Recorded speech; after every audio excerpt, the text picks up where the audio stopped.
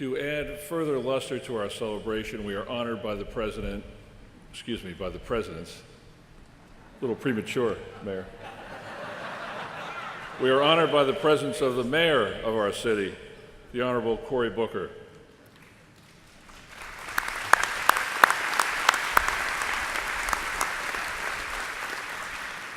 The Honorable Cory A. Booker took the oath of office as mayor of New Jersey's largest city on July 1st, 2006, following a sweeping electoral victory.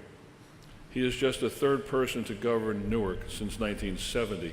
Booker's passion for politics and justice was instilled at an early age by a family committed to change. Cory Booker's political career began in 1998 after serving as staff attorney for the Urban Justice Center in Newark. He rose to prominence as Newark's Central Ward councilman. During his 4 years of service from 1998 to 2002, then Councilman Booker earned a reputation as a leader with innovative ideas and bold actions. From increasing security in public housing to building new playgrounds, this work was the foundation for his leadership as mayor. Reflecting his commitment to education, Booker is a member of numerous boards and advisory committees, including Democrats for Education Reform, Columbia University Teachers College Board of Trustees, and the Black Alliance for Educational Options. He received his BA and MA from Stanford University, a BA in Modern History at Oxford University as a Rhodes Scholar, and completed his law degree at Yale. In recognition of his outstanding career in public service, NJIT conferred the degree of Doctor of Humane Letters, honoris causa, upon Booker at the 2009 commencement ceremony. Mayor Booker.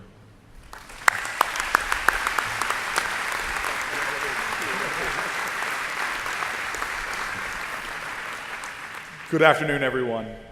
If you will allow me first to just bask in this moment and having the privilege to stand here before you, to stand with the Honorable Governor Keene and with the new president, I find myself wanting to lean upon the words of my elders. And I'd like to just simply give three simple sets of words, one about this university, one about the esteemed president we recognize today, and then the third group of words about the future. The first set of words is very simple. My mom is an extraordinary lady, and now I always hold my breath because when some errant reporter runs to her to ask her about the exploits of her son, she always has a way of leading off with her remarks that are appropriate for this day. She'll look that reporter or that party of interest in the eye after they pepper her with questions about me and what I may have done or not done. And she'll cross her arms and say, you know, behind every successful child is an astonished parent. This university, this great institution, is astonishing. Those who gave birth to it, I'm not even sure if they could see the truth that it would be exhibiting in this modern era. The story of this great institution is radiant reading, written in the pen of Providence, clutched in the hand of indomitable will. It has touched this city in profound ways, our state, our nation, and the globe. It's creating a status of education that is the envy of points all across the world. And I have to say, as the mayor of this great city, that what this institution does for Newark is not simply astonishing, but truly awesome. It is a partner with us in progress and transformation and change. It has stood with this great city through the greatest of days, and it has stood with us in dark days. Not like other universities in other cities that just thought to make a bunker, to build walls. This institution was always looking for ways to build bridges, to connect itself, to be a force of empowerment. There are so many aspects of this university that speak to that, from the development projects we are planning together now to even New Jersey's oldest and longest standing business incubator that has businesses that are on the front lines of technology and are producing revenues of tens of millions of dollars. I stand today in a sense of awesome gratitude as one astonished young man who feels at his heart of hearts a sense of celebration for what this university is. The second story or words are about the man we note today. I have had the privilege of knowing him for some time now, and in my conversations, he makes me want to give him, perhaps from an executive to an executive, a small little warning of sorts. You see, there is something that is said that presidents of universities have in common with presidents of cemeteries. That both individuals have many people underneath them, but none of them are listening.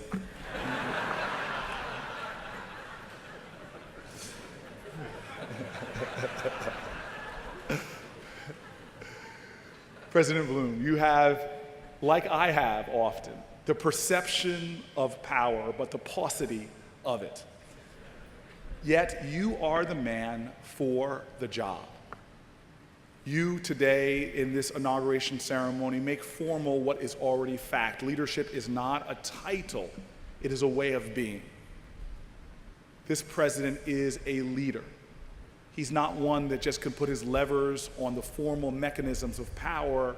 He does not just lead with his great capacity as a manager. He does not just lead with his technical understanding, but he leads with a moral authority, with someone who comes to the job with a firm moral compass, who comes to the job with a moral imagination for what this university and what our city and state and nation and globe can be.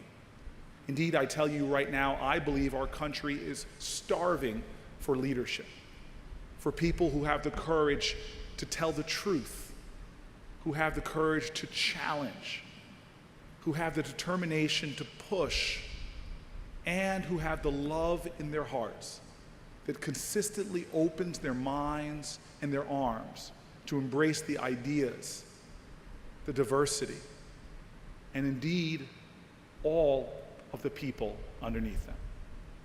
Finally, about the future.